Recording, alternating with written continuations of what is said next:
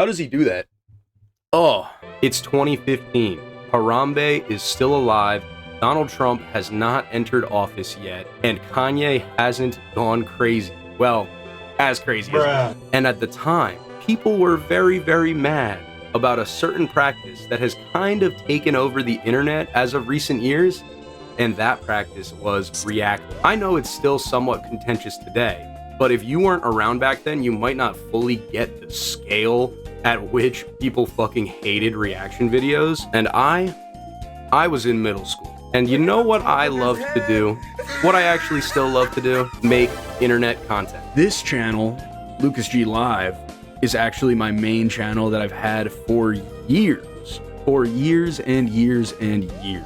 What's interesting is if we actually go to this channel, obviously we're live right now, which is great. If we go to my most popular videos, you know, we were doing a little bit of clickbait. It was 8 years ago. I didn't know any better. But 9 years ago, I uploaded this video, Up Down album reaction video. And this video got 8,000 views. Back in the year of 2015, people did not take content theft too kindly. Reactors were very commonly in the crosshairs, and YouTubers began making justified hit pieces. There were some big YouTubers making videos like iDubbbz and his content cop on Jinx, but there were some other people, like I Hate Everything, who attacked the entire React community. For all the grass touchers out here, I Hate Everything was a comedy YouTuber who would make very high effort videos very infrequently talking about mostly things that upset him, usually media related, sometimes video games, but most commonly he'd make videos about movies. And here's a clip from his video, I Hate Reaction Videos. Nauseam. But over the past year or so, I've started to notice an uprising of a truly peculiar type of YouTube content, and these videos in question are reaction videos. Now, reaction videos are not a complicated concept. It literally is just someone who sits there recording their reaction. That's what I'm doing right now. So I watched this video with my pitchfork ready, excited to find a new target for hate. And I now, as an adult, think all of Alex's points are valid. I understand why someone who spends a lot of time and effort to produce content might be upset about someone watching their shit, biting it, re-uploading it in full with their face in the corner, and then adding nothing to the video. Alex used an animated skit to illustrate the point of how stupid reaction videos are. I saw this video and immediately knew there was troll potential. So what did I do? I sat down at my old desk, opened up my netbook, turned on my iPhone because I didn't have a webcam, and used OBS to screen record YouTube. Down. Same room, actually. Slightly different angle. I jumped down. Are you just going to... Up the wood, up, down, jump. And it continues like this for about a minute. Zooming in on my face while I just kind of mumble. Now, this video did well for my standards at the time, and quickly became the most viewed video that I had ever made. But it didn't really pop off until he included me in his response video to all of the reaction people that were mad.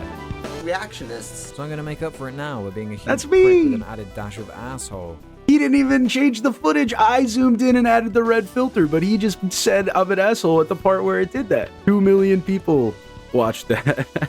It was extremely surprising. I didn't even see the video before I got friends texting me saying, hey, are you in the new I Hate Everything video? And I had to be like, maybe? Did you send me a timestamp? After the video came out though, I reached out to Alex on his business email. And basically I just told him that, you know, I was not trying to actually steal his content. I was just memeing and I wanted to make a funny video. I thought because of the extreme negative reaction to my video, that maybe he was under the impression that I was being serious about stealing his content.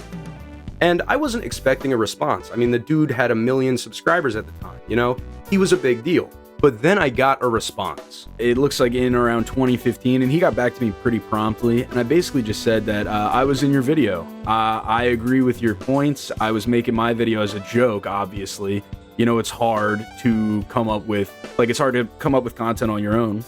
I felt like, how would you find this video randomly? You have to either be aware of the reaction stuff or be a fan of the guy.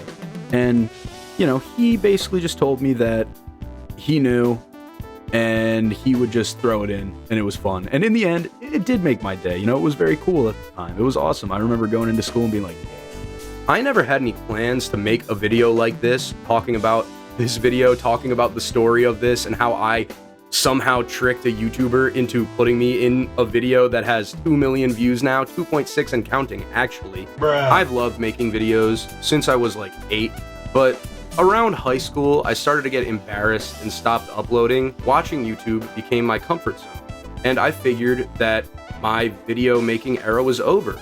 My journey as a content creator was done, and that this rage bait video that I somehow got I Hate Everything to use was going to be the peak of my YouTube career. That was until recently. Obviously, I'm here, sitting in front of a camera, holding a Blue Yeti microphone, talking to you. So, something's changed. Somewhere along the lines, I decided to make content, which we don't have to get into, but the important thing for the story is that I've been making TikToks every day. That has been the first step in this journey, is pump out a new TikTok every single day, forever. And the other day, one of my TikToks blew up. I made a little TikTok about the censorship of Wikipedia across the world. And right now, that is my most viewed piece of content at 13.4 thousand views, which I think is pretty cool. My favorite part about it is the 33 comments arguing back and forth. I love it. It has 600 likes, which it has more likes than my troll video got dislikes. That makes me happy. And that's why I thought about making this video, because now that I've surpassed what used to be the greatest thing, I made videos for a couple years after I got that 8,000 viewer. Never could recapture any of the success, and I understand why. I knew why at the time. I finally did it, so we're all uphill now. This is the run, guys. Drop a sub. That's the story of how I scammed I Hate Everything, wound up getting my most popular video off of him, and retired from content, only to come back and absolutely shatter that record. And hey, if you want to help me shatter that record again, maybe share this video, leave a like, or go watch my other video about me breaking 2024's best indie game by speedrunning it too fast. It's a pretty good one. Thanks so much for watching.